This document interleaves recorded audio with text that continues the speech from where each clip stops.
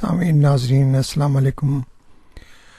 Infection control society آپ کی صحت کے لیے اور آپ کی آگاہی کے لیے مضامین اور ویڈیوز آپ تک پہنچانے کی کوشش کرتی ہے تاکہ آپ بیماریوں سے بچ سکیں اور اپنے آپ کو اور اپنی فیملی کو اور اپنی کمیونٹی کو بیماریوں سے بچا سکیں۔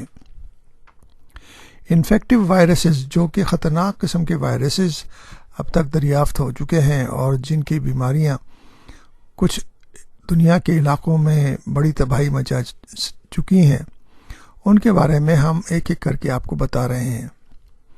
سارس کے بارے میں بھی ہم آپ کو بتانا چاہیں گے۔ سارس یہ سانس کی بیماری ہے، یعنی کہ ریسپریٹری ٹریکٹ انفیکشن ہے۔ سائنسدانوں کا خیال ہے کہ یہ بیماری اور یہ ڈیزیز خاص قسم کی بلیوں سے نکلی ہے جو جنوبی چین میں کھائی جاتی ہیں۔ اس وائرس کا تعلق بھی چمگادڑوں سے یعنی کہ بیٹس سے ہی ہے۔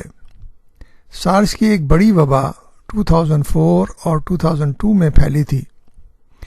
یہ وائرس کھانسی اور چھینک سے ہوا کے ذریعے پھیلتا ہے، یعنی کہ جو افراد اس کا شکار ہو جاتے ہیں ان کو ریسپریٹری ٹریکٹ انفیکشن ہوتا ہے، اور ریسپریٹری ٹریکٹ انفیکشن کے وجہ سے کھانسی اور چھینکیں جو آتی ہیں اس ڈراپلیٹس میں سارس کا وائرس بھی موجود ہوتا ہے